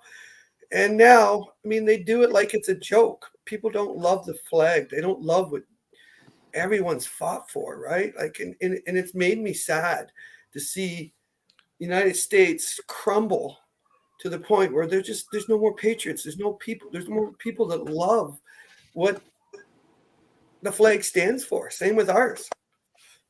Chris, I'll offer a response to that to touch back on what Vinny has said. I know for myself, I left the 799 mile marker, which is just east of Houston, Texas, and I traveled east all the way to Jacksonville, Florida, and turned it north and went up I-95 on the East Coast all the way to Woodville, Virginia, and then left there the next morning and went to Hagerstown, Maryland, and then obviously back down. To see the amount of people on those overpasses, to see for our convoy, we ran a lot at night. We weren't doing short jumps. We might run 12, 13 hours at a time, and it took 3rd, 4th, 5th, 6th. So 4 days, come all the way across the country, and then go up to DC from Fresno. And to see people in the dark with their hazard lights on. I know for me on the night of the 4th, we passed a few people, and last glance, you can see them in the dark, and you can see their American flag waving. And I'm gonna tie a bunch of things in. We keep talking about how there's no news media coverage. I agree, but I'll tell you, on that night of the 4th, when I began to see people on the side, I immediately reached over to social media and said, if you're on the side, put your park lights on, turn on your hazard lights. And to go down the interstate in the dark and see miles and miles of what looked like lightning bugs until you got up on them close and then you saw it was mobs of people. That says a lot about the awakening that our country is undergoing, and as well the Canadians. Media is not our friend here in the United States. I don't expect they are in Canada either. But Vinny keeps talking about how we need to get more and more people aware, and he's right. The biggest thing that we all can do, and it's the law of networking. 1 is 2, 2 is 4, 4 is 8. And when people all start talking about it, you build a top-down pyramid that is limitless. One of the things we did notice in doing that, and for all the convoys, there was a large social media presence, and rest assured the word got out. But what ended up happening was you now have Facebook censoring the post. I've seen videos of mine recently with 200 and 300 comments and 700-800 likes, but only had 88 views. Who's controlling that? Facebook. And so it's a lot like 9/11. It's a lot like the food manipulation I mentioned earlier. All these things, all these entities, all come back to the government. Google, Yahoo, Facebook, all this stuff. It's all tied back. And when you start doing the research and really educate yourself on it, not only will you be pissed off, but it will make you recognize even further the need for what we're all doing right now. Well, right now, what we got to do is the United States and Canada, we need to move as one. We need to move as one. We need to unite at that border and reach across and shake each other's hand and move as one in order to fight the tyranny that we've got going on across both sides of the border. And I think if we can unite our people in both countries and move as one unit, to the extent that we can, I hope we can really make the difference that needs to be made. Agreed. No, I agree. I mean, it's our time. You know, like you said, they've separated us. I used to be able to go across the border, show my license, go grab a big 60 ouncer, bring it back, go over there. I've always felt safe when I went to the States. I never felt threatened. Never, no matter where I went. Boston, because I used to play hockey a lot. People were so loving to us. They treated us like brothers and sisters. So it's about time. My friends that live in Harrow, it's been several years since I've seen them. In fact, the last time I saw them was in 2013, 2014.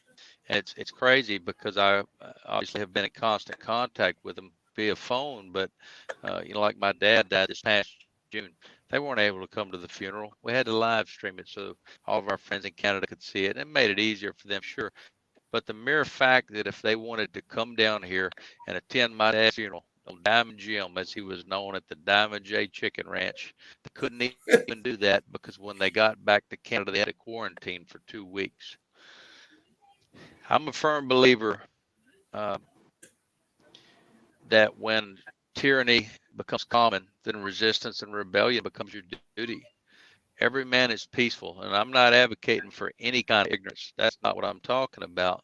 But the idea that to be considered peaceful, you must lay down for people with a corrupt ideology, not going to work. I talked earlier about the Patriot Act, and on February 7th of this year at 2:07 p.m., Homeland Security issued an alert that every person involved in the convoy was an insurrectionist and a domestic terrorist and should be treated as such.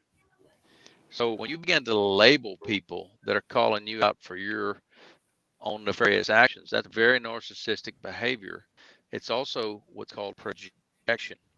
And when you look at the mindset of these people in power psychologically, if you begin to investigate them a little bit and watch their actions and the things they do versus, practicing what they're preaching, you have a scenario where you have the worst of the worst pretending to be the best, and they're not, but then hurting the best, which is your working class, which is your people that are willing to get up and go help their neighbor. And to watch them do what they've done, there's no excuse for it, and it should be tolerated no longer.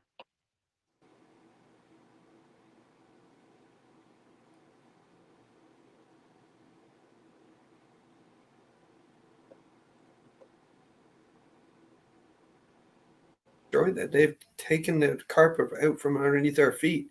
Like you said, I'm not into violence. I just want to go to work, feed my family, love my wife, love God. love my neighbors, help them out if possible. Now they got us fighting amongst each other over a jab. I can't even come over and visit, like you said, or go to a funeral. I mean, have these people lost their minds? It's sad to think how many people died in our hospitals alone, and they never needed to be alone.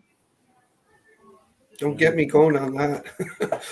I had a best friend of mine died of the jab, 52 years old, 5 children. Second shot, blood clots, dead.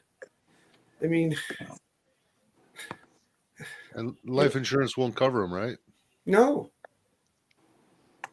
Like, what do you say to those kids? Plus, then you can't sue the manufacturer of the vaccine. Because it's an emergency. It's under Emergency Act. Yeah. Right. It says a lot about the knowledge of the product when they would exclude themselves from that liability or from that position of responsibility. It says all that needs to be said.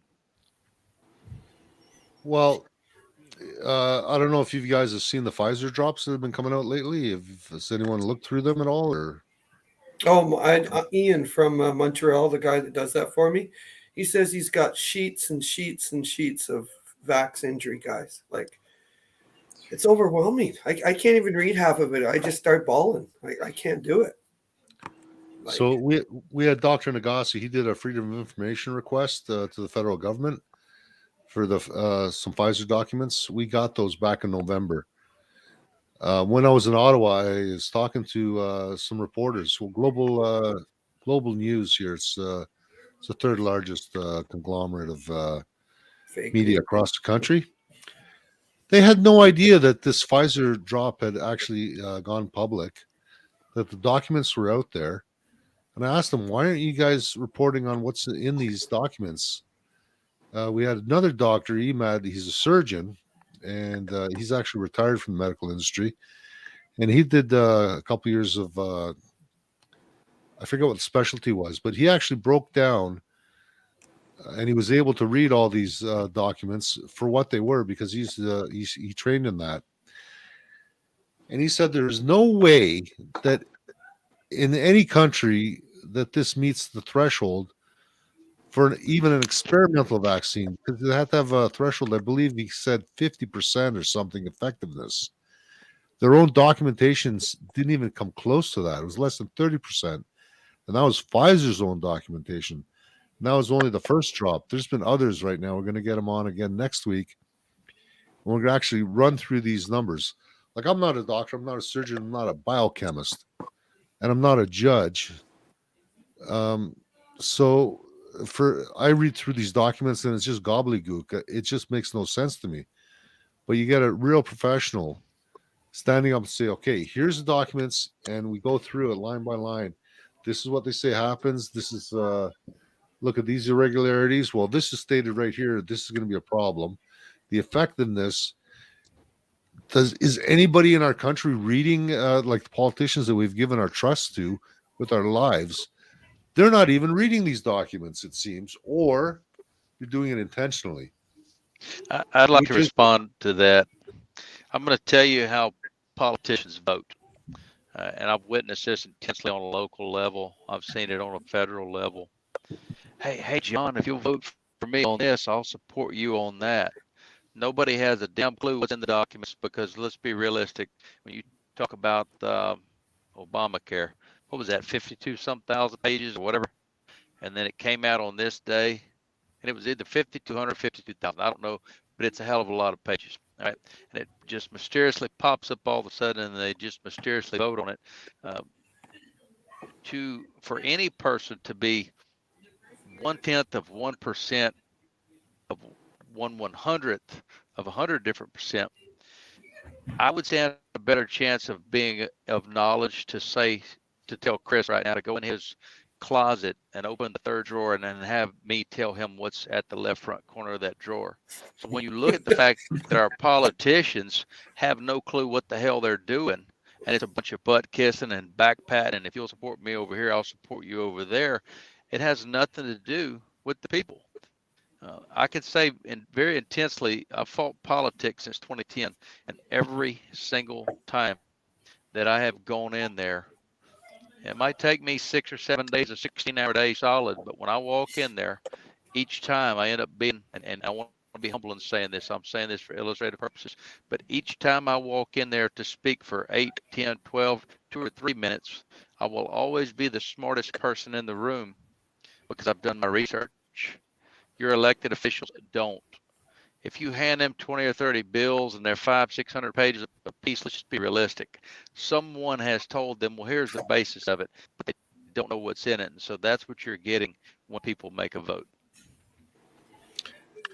You know what comes to mind right now? It's that it was about 3 weeks ago where they had the new budget come down. It was an omnibus bill, and it was That they did in the middle of the night. Yeah, that one in the middle of the night it was passed, and there's thousands and thousands of pages, and the whole thing went through in a couple days. So you're not alone with that. They did that to us. It's going on about a year ago now. In March, they had a bill come through, and it didn't even go here in Canada. We got to go through 3 readings, at least twice. It's got to go through the Senate. Which, by the way, senators are appointed here in Canada. They're not elected. So how convenient, eh? Well, that Omni bill that you just said took a couple of weeks. That actually took 2 hours. At 12:30 at night, they put out an email that they were going to have a meeting at 1:30 at night. By 2:30 in the morning, they had the approval signed. And the next morning, the Republican Party woke up saying, what just happened? So they did that all in a matter of 2 hours. And that was a $1.5 trillion bill that they passed.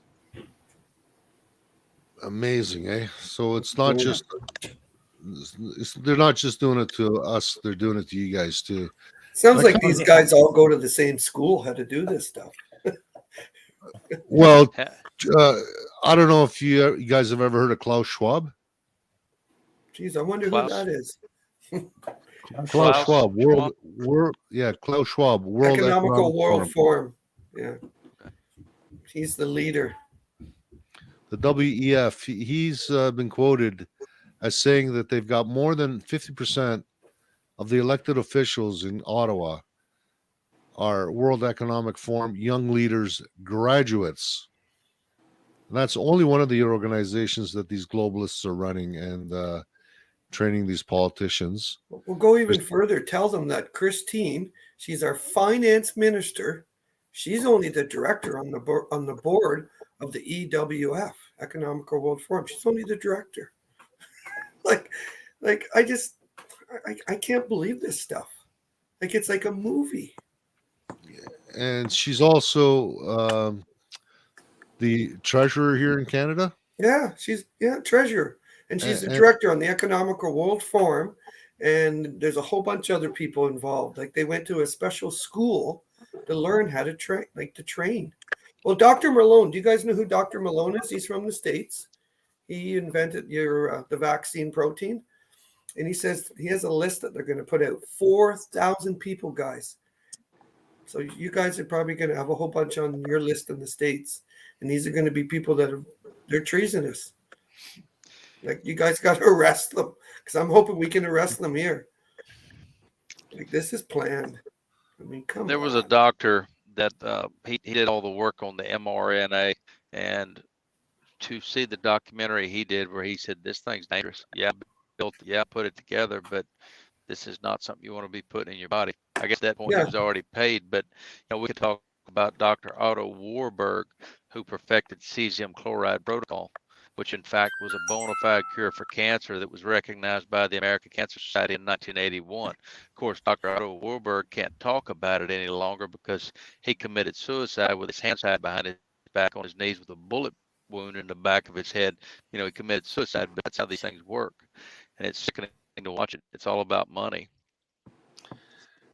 Did you guys ever hear about it was 4 or 5 presidents of various countries, most of which were around Africa and just south of there, that strangely passed away because they did not want to vaccinate the populations. But that's rare. How convenient. Yeah, how convenient.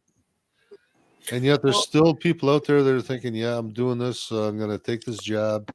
It's for my own good. And yeah, let's wear the masks. Let's social distance. It's just mind blowing. And people trust the media too much. The media is the problem. I think that's where most people get their information from. Do you Well, guys no- tend to agree with that? Hey, Ed, tell them, do you know that Trudeau, our prime minister, during his election, he only made sure that he gave $61 million to all of our news corps. It's only 61 million. And guess who got all the popular news? Our prime minister. Can you imagine? Like, it's just, When do you have an election again for a prime minister? well, what happened? Tell him, Ed, about the Liberal and the NDPs joining together. So Trudeau, I guess he's not the most popular guy, and he got a minority government. Now, the New Democratic Party is what they call themselves, but it's actually the No Democracy Party, as far as I'm concerned. They've teamed up with Trudeau, and they're supporting them in all their bills. So the NDP, they don't have enough seats to ever come to power, but they've got enough seats that if they side with the Liberals here in Canada, which are basically communists, that they can pass this legislation through. So the tyrant Trudeau, he's got to go to Jagmeet Singh, which is the leader of this NDP party, which I don't even know how many seats they got. Not a lot, but it's just enough to get the policies or laws passed. And then you've got a lot of Liberal appointees in the Senate, so they usually rubber stamp everything. Now, they have been holding back a little bit on some of the bills, and a few of them have actually been Emergency Measures Act. Chris, do you remember what happened with that while we were in Ottawa? Yeah, so they launched that. They weren't supposed to do that unless they got it voted on, but he did it anyways. He beat Canadians. We were still allowed to protest, but they beat us with sticks and shot tear gas at us and kicked us, punched us. We didn't fight back because we knew it would wreck the whole rally, right, and destroy everything that we put together for the first 3 weeks. But yeah, it was like he beat his own people. Like, Don't forget God all feared. don't forget all the pepper spray and the arrests. Pepper spray, arrests. The young lady who started the donations, they kept her in jail for 2 weeks, like a political prisoner. 5'2". They had her in shackles when they brought her into the courtroom. And then there's gentlemen like Pat King and Freedom Dave. They're still in jail. Yeah. They're still in jail waiting they haven't even gotten bail yet. You guys don't realize how much freedom you really have. Like, compared to what we have here, we have nothing. Like, I wish I could come over there and live there right now. From what I've went through in the last 40 days and what they've done to me and my family and freezing my accounts and, making me out like I was a terrorist, raising money for a terrorist organization. That's why they froze my account. I can't believe that. But what I've go ahead. Go ahead. I was going to say what I find ironic is that, in fact, if you were a terrorist with a very strong idealistic mindset, and I'll dance around that, I think you can read between the lines, with intentions to kill and hurt people, they would welcome you in. In fact, they'd give you a government grant, a house, you get your own hotel. Here's your gas station in 5 years. We're going to turn a blind eye to the fact that in 5 years, when it's time for you to start paying taxes, after we brought you over here, of course, you were instilled by a Trojan horse that began in our country from 2008 to 16. I don't need to say that either. These programs are set up to infiltrate a Trojan horse style approach, and it's sickening. You're absolutely right. Just it hurts. But then I got thinking, well, they gave that terrorist guy 10.5 million. Maybe they'll give me 10.5 million. Then I can just move over there. Yeah. I mean, you've got to laugh about it a bit, right? Because in other place you just go crazy. Yeah, we're talking about Omar Khadr here. He Omar killed one of your military soldiers. men and blinded another gentleman. And the evidence was overwhelming. Now he says because he was coerced into a confession, and the fact that the Canadian government didn't do more to get him out of Guantanamo Bay, And then what else do they use? Oh yeah, he was a child soldier. No, when he did this, he was just a few weeks shy of his 16th birthday. According to the UN resolutions, you're not a child soldier unless you're 14 or less years of age. And this is what mainstream media was just pushing all over the place, like, oh, we gotta save this kid, we gotta save this kid. No. We've got video of this guy making I forget what they're called. Jihad, like a jihad thing. He killed one of your soldiers, and we gave him 10 I didn't, but the government gave him $10.5 million. Because if they went through the court, it may come to a $20 million settlement, or it would be a lot more. It'll save money. Let's not take this to court. And we'll just give them what, $10.5 million. And a few months later, there's 3 other gentlemen that were detained by the Americans down in Guantanamo, I think it was. Was it Guantanamo or not, Chris? I can't remember. I think it was, yeah. But they also got $10 million each. Wasn't that kid making IUDs? Yes, he was. Yes. And there's videos of him making IUDs and smiling about it. And his father, who was also shot up and killed, I don't know if it was Afghanistan or Pakistan, but he was definitely killed in the theater of war. He was also a big fundraiser. He came to Canada 30 or 40 years ago, raised the family, got married, raised these kids, took Omar with him and another son to the Middle East. And so he's fundraising in Ottawa, getting money to support this kind of stuff that was going on over there. And the wife and sister is still here. There's another scandal that we've never heard about. You remember Boyle? I think he married an American wife. She was pregnant, and they went to Pakistan for a honeymoon or something, or the child was born in captivity. Oh, yeah, they made a movie out of that. Whatever happened to that? All I know, it was under charges, and I believe his American wife did go back to the States, but that's it. The story ends there. Like, come on, what's going on? Amazing how things like that don't make it into the mainstream media. Have you guys heard anything about that in the States? No. I haven't. Well, all I know, guys, is we got to join together. Like we can't let this time pass. It's ripe. The harvest is ripe. 2 God-fearing countries. Let's put God back in charge again, so we can come in unity and love and peace and take care of our families and work. God says, if you don't work, you don't eat. I want to work, right? Yeah. That he should be so lazy to put his hand in the bowl, yet raise it to his face. Yep. Well, let's get the word out that Canada and the United States, from now on, we move as one. I like that. We move as one. Move as one. I got a flag in front of my house already. It's Canada and U.S. I just put it up today. I'm shining. Yeah. I'm proud. That's what North America needs to do. We need to move as one. We need to stand together and unite at the border. And if they don't like it, it's too bad. We need to shake hands and come together in a peaceful, non-violent manner. That's what it's all about. There needs to be full saturation. And the cool thing what Vinny has moved on to, we all obviously started and converged on Washington. There are still people there in Washington that will remain in Washington. Then so many other people have pulled back stateside. And so now you have the whole United States and its District of Columbia, its nation's capital. Now with Vinny and the North American Unity Tour moving towards, ties us in with y'all.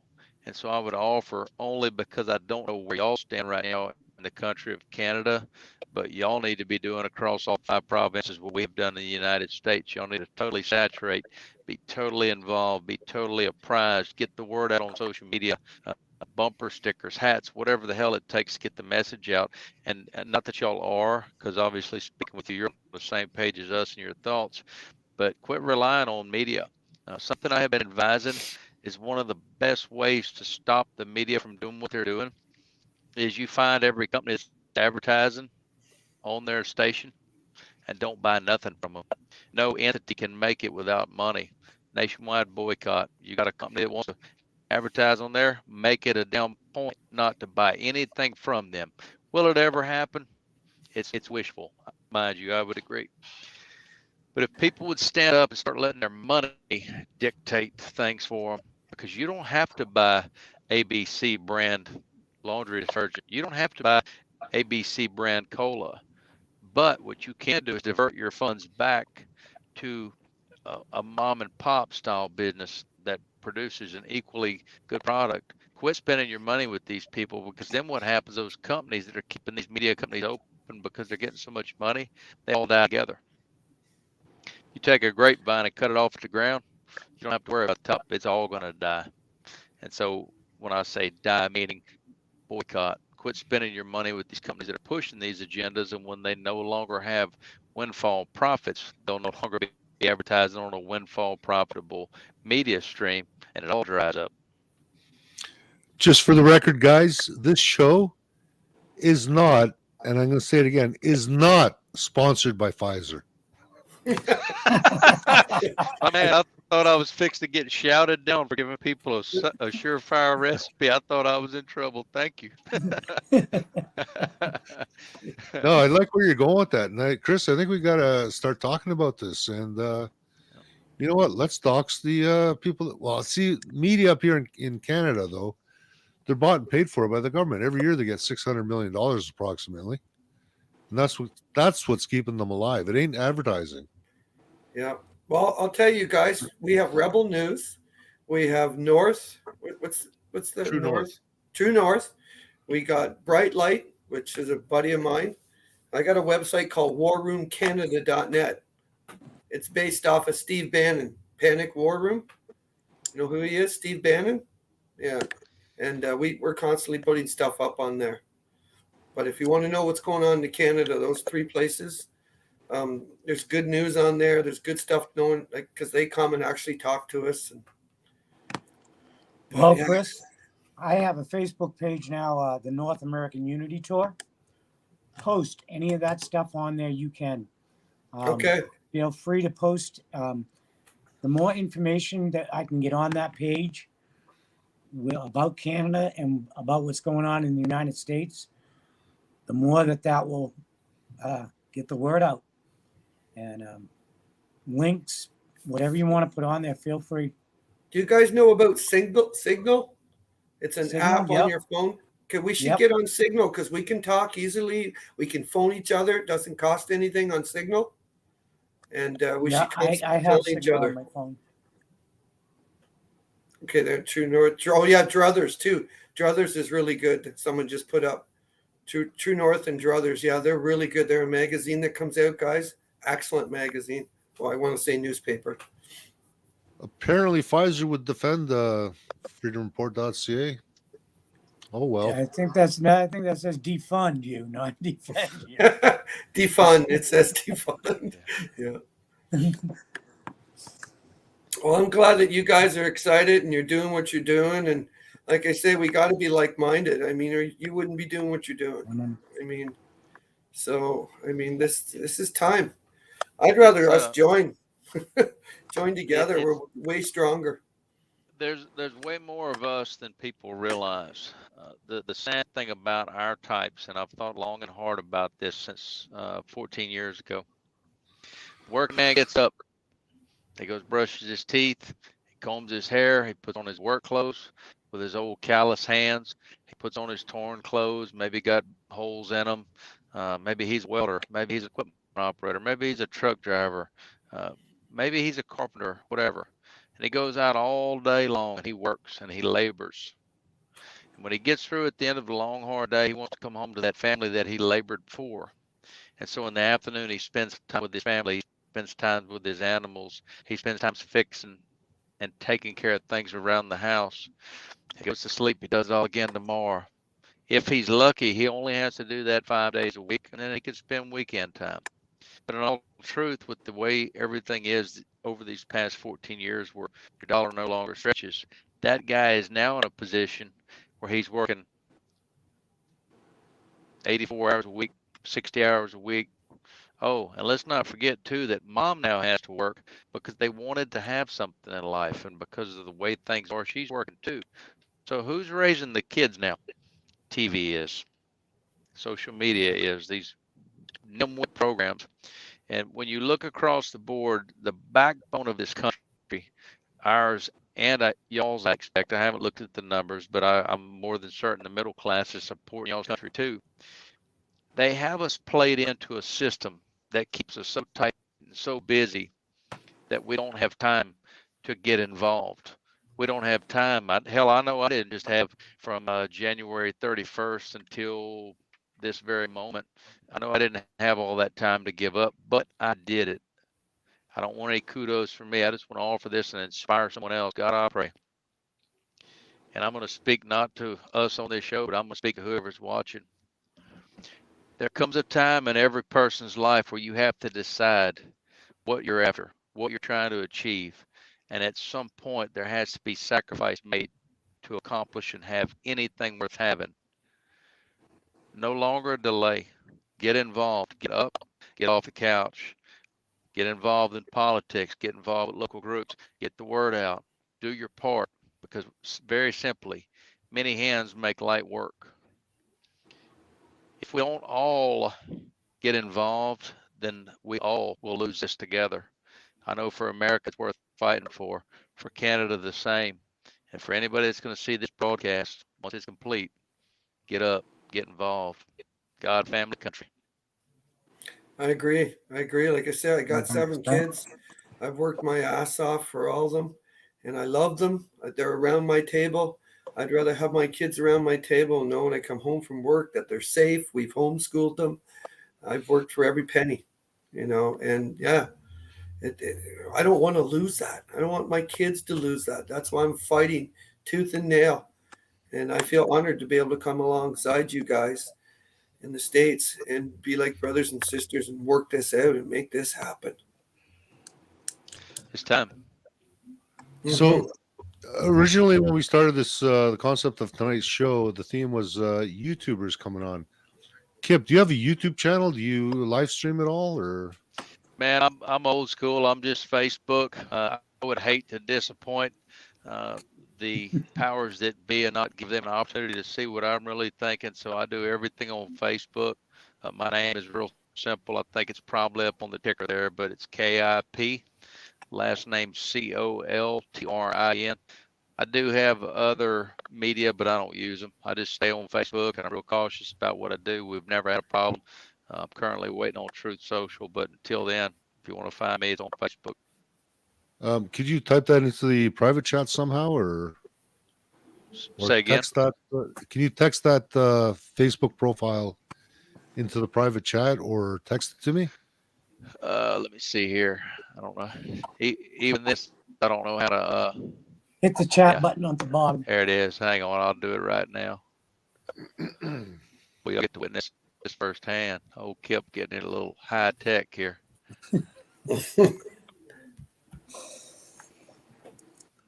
There it is.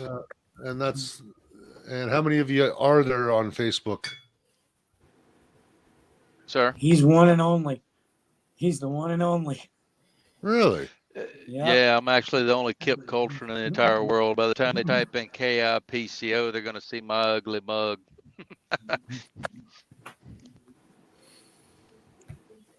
Okay, I'm going to put this up on the bottom of the screen if people want to check out your Facebook page.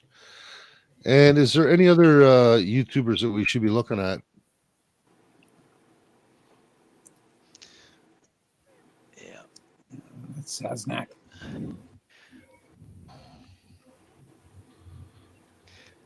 I'd like to add something right here. Vince Saben, I'm gonna speak on Vinny's behalf. All anybody needs to do is hang out with Vinny for a minute, and they don't have to question where his heart is at or what he's trying to accomplish. I know when Vinny and I got involved, it was probably the last week of February. We're around the 22nd or 23rd, and dealing with something like this is very emotional. And it's hard for some people and for everybody. Hell, it's hard for me when you deal with something this emotional. But I've watched Vinny evolve just from being a guy that just wanted to help to become a good leader and a good person and doing the things he's doing. And I would strongly advise everyone to jump on board with what he's doing with this North American Unity Tour. And to recap so much what's been said here tonight, for Chris, for Canada, it's so important that our countries align, our populace aligns, the hardworking class, the God-fearing folks, the Christians that are just tired of it. If everybody's there's in the my same webpage. fight. Again. That's Chris's webpage. It's up right now. Okay. War Room Canada. Okay, I'll be checking And that is that out. warroomcanada.net. And Derek, can you put up those other pages and get our guests to chime in on? Okay, Sasnak. What do you guys know about Sasnak? Go back, leave that up there for a second, so people can follow that page. Derek, if you could. Okay, so it's SASNAK. What do you guys know about Sasnak? He's a live streamer. He's just been with the Convoy, and he's a YouTuber. He does a pretty good show. One other good one to follow would be Trucker G.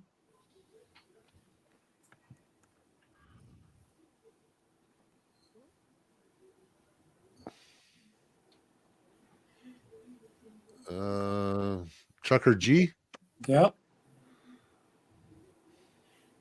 There you go. Him and Miss G do a pretty good show. Trucker G. Yeah, I like that. Trucker G. And where's he? Where's he right now? He had to go home to take care of some business, but I'm sure he'll be joining back up with the People's Convoy in California or somewhere. He's had to put his things back together again, being out of work for so long. Mm-hmm. He had some commitments he needed to take care of. Hey, Ed, maybe you can mention too on my warroomcanada.net, we do a podcast Monday, Wednesday, and Friday at 11:45. AM or PM? It would be AM. But you can go, it's a podcast, so you can go listen to it anytime you want right there. See A Radio. Great podcasts. We you guys will get a kick out of those. Could I get you to throw up that North American Unity Tour page on Facebook so people can see where to go on that, to follow us as we go along? Yeah, give Derek a minute to look at it. Derek, what's the other one you had there before? KYRP or something like that? Okay, RYPTA 33 Gaming. So this is Ripe 33 Gaming. What can you tell us about this gentleman? No idea. Never seen it. No. Okay, there was someone else who was supposed to join us, but they got delayed today. They're setting up a barbecue or something somewhere in the States. That would have been Tom Wright. He's a live streamer that's with the People's Convoy right now. And does the People's Convoy have a page or a Facebook or YouTube or? Yeah, the People's Convoy have peoplesconvoy.com. And I believe they have a Facebook page set up for every state because of the state rallies. Okay, Derek, leave that up for a minute so people can find that. So it's thepeoplesconvoy.org. Yep. And they also have on Facebook, they have the People's Convoy, and then whatever state they're in, say it's for Texas, then it's the People's Convoy Texas, and that is their setup to work within the states and on the state rallies. So you'll have the People's Convoy for every state now, or just Texas? No, for every state. They set up one for every state, I do believe. And I guess if there's Americans that want to donate or anybody wants to donate, they can go to these pages and find, help you guys out with food and fuel and such. I don't believe they're taking donations for the states. I do believe they still are for their national, but not for the individual states. Hey So- guys, you guys got an amazing platform which I used. It's called Give, Send, Go. It's a Christian organization. It's called Give, Send, Go. You guys got to use it. It's in the States. He's a veteran. He's an amazing guy. Him and his sister started it. That's who you got to use as your platform to raise money. They'll work with you. They're amazing. Can you throw up that North American page again, Unity Tour page again? You kind of like whipped right through it. I'd like to get some people a chance to find it. I mean, that's going to be my big thing for the summer. We're going to go from one end of the border to the other, and so we can move as one. So I heard there's rumors that you might be doing something on the 1st of July at the border. Well, we're going to start here on the 16th. There was a little miscommunication, but I believe we're going to do the Rainbow Bridge instead of the Peace Bridge. They're only about 15 miles apart. 16th of what month? Sorry. 16th of April. Okay. We will be at the Rainbow Bridge. We haven't planned the location yet, but we're going to try and work out a 4-day rally. Canada's Independence Day is July 1st. Ours is July 4th. So we're going to try and set up a 4-day rally with Canada on one side and us on the other side of the border, and just rally through both of our Independence Days and show unity for everybody. That's something we're going to be working on here within the next week or so. I'm going to stop trying to put that together. We'll also have a schedule of everywhere that we're going to rally. I'm trying to get at least 10 rallies together, 2 a month between now and August, the end of August. That's my hope, of different locations across the country. We'll try and cover each one of your provinces a month, maybe 2 rallies a month in each of your provinces. I think may work out well. We'll try and get a couple in Quebec, a couple in Ontario, Saskatchewan, Alberta, and right across Manitoba.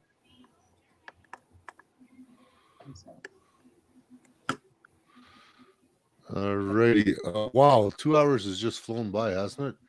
Thank you guys so much for joining us. If you want to do this again, if anything develops, reach out to me. You got my number.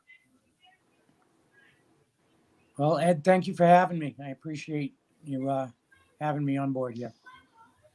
And if you guys want to share this out, please do. And that's the other thing, to stop the censorship and the banning that's happening and the keeping us talking in our own circles.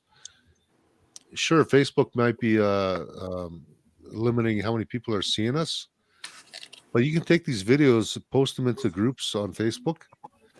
That skips by all the censorship, and more people will see what's going on. And we're on YouTube again as silver is real money. So YouTube's been hammering us pretty hard. Derek Story on Twitter. Derek, what other platforms are we on? Derek? I got to add you to the stream, Derek. Derek? I don't know where Derek went. But anyways, yeah, share this stuff out and go check out some of these American trucker sites, the YouTubers.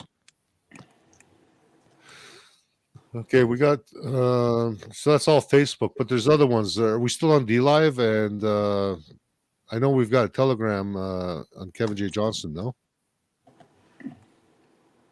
Derek? Yeah, we do. And what other platforms? Odyssey for both of us, Kevin and me. Noble Savages and Kevin J. Johnston.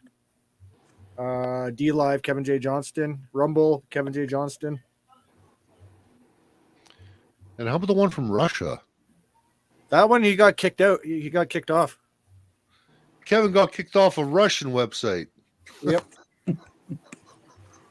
It just never ends, guys. Well, I lost 2 YouTube accounts, so I'm on my 3rd one. Last strike. All right, Kip, final comments. Everybody's got to stand up at the time of complacency that has brought us, both countries, to this place of overrunning of government and their tyrannical rule. It's time that the complacency stop. It's time for people to stand up and get fully involved and understand there is a sacrifice for anything worth having. There's going to be sacrifice. The question is, will you?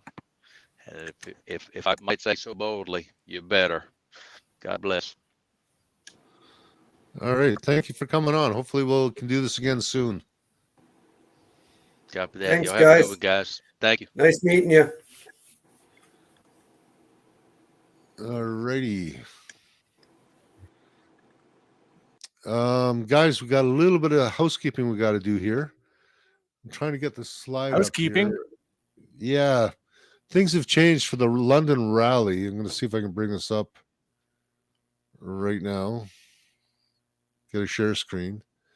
As far as things happening, there's convoys going into I think it was London. There's supposed to be a barbecue and all kinds of stuff going on. Oh yeah? Let me see if I can share this screen here. I don't know if I'm going to be able to do it from Gmail. Nope. Do they have it on Okay. Facebook somewhere? Hang on a second. I think I got it figured out here. Share screen. Okay. Let's put this one up. Let me see if I can zoom this in here. Yeah, hit control and scroll your mouse up. Is that readable? Not quite. A little Don't bit know if more. A little bit more? There you go. There you go. Does that work? Way better. So, Freedom Family Fun Day, April 2nd, which is tomorrow, 1 p.m. to 5 p.m. So, what was originally supposed to be planned for London has been moved to Tilsonburg. Windsor, Essex County, Sarnia, Chatham, London, KCW Regent Street, St. Thomas, Hamilton, Niagara, Toronto, Haldimand, Norfolk, and many more. Tilsonburg is small. It's not a big town, so I think it's going to be pretty easy to find this. Okay, live from the shed. Due to unforeseen circumstances, the organizers of this event have had to change the location to a private property on Brownsville Road, SVILLE Road, near Tilsonburg. Final location will be given to convoy leaders, or you can look for the flags on Saturday. Please share. See you all there. Again, so Tilsonburg, if I'm not mistaken, is just south of the 401. It's about 10 or 15 minutes. The town itself is maybe 10 to 15 square blocks. I don't know, Derek, can you bring up the town of Tilsonburg for us? Yeah, I can do that. Tilsonburg, eh? Yeah. Games for kids and adults, bouncy castles, prizes, music, and more. Barbecues will be available for your use. Community potluck tables available for those who wish to bring dishes, desserts to share with everyone. Non-perishable food items welcome to be donated to London local food banks. When you're ready, I can bring it in. So this, I believe, was the... Oh, look at that. North American Unity Tour is up already. So Niagara Falls, April 16th. That is the Rainbow Bridge we were talking about earlier in the show. So that's also on... What page is this? Live.from the shed on Instagram. So these gentlemen, I keep hearing about these guys. I got to meet these guys.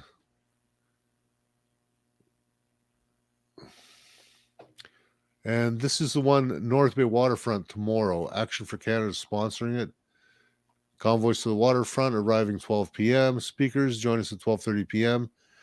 Action for Canada. Canadian frontline nurses will be there. Answers for Sean, Dr. Patrick Phillips, and more. March for Freedom, barbecue. Family friendly. Bring flags, bring signs, bring friends. On April 2nd, we march together through the gateway to the north. We are the North. We are Ontario. We are united. Let this be your call to action. Let this be your call to change. All right, Derek. Yeah, if you can bring us, bring up. Oh, it's up already. London, Kitchener, Hamilton. It's kind of like in the trifecta. Yeah, so if you're coming, so Hamilton, St. Catharines, 403, and zoom in there a bit on the 401. So it's, if you pass the town of Ingersoll, you've gone too far. This isn't far. I've driven this, and if it's 10 or 15 minutes, and there's London to the west. Why they've moved it, I don't know. Can you zoom in on Tillsonburg a bit better, please?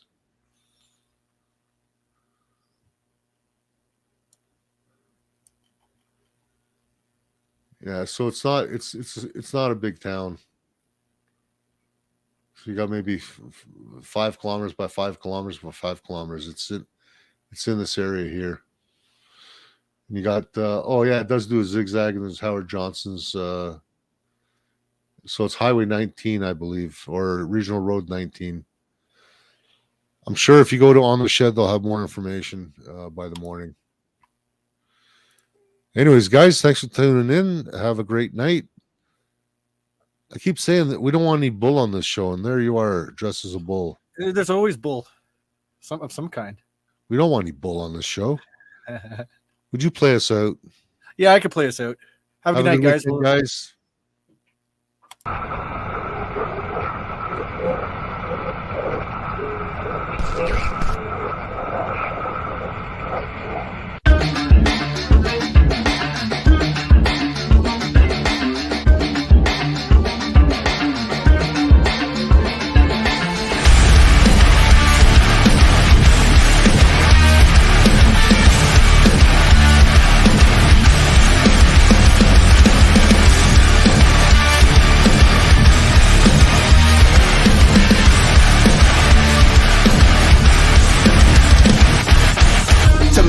How much will it take? Vaccine lottery, all you needed to break is tragic. We all got choices to make, but I've seen more fight from Logan and Jay. Corporations are more than willing to pay for you to take your jab, do whatever they say. Continue making trillions while citizens stay at home, compliant, afraid. Just trust the science and be compliant. There's no defiance. You will be silent. So when you do everything you've done, your consciousness becomes body told. One day you'll wake up without control. So what's the price of your soul? Was it silver and gold? So what's the price of your soul? Was it silver and gold? Tell me this, how much will it take for you to understand and be fully awake and see that your liberties are what's really at stake? After emails leak proving Fauci is fake, 800,000 to the Wuhan labs, another 4 mil went to studying facts. Doc said it himself, ain't no point in the math, but a man top facts when I ask.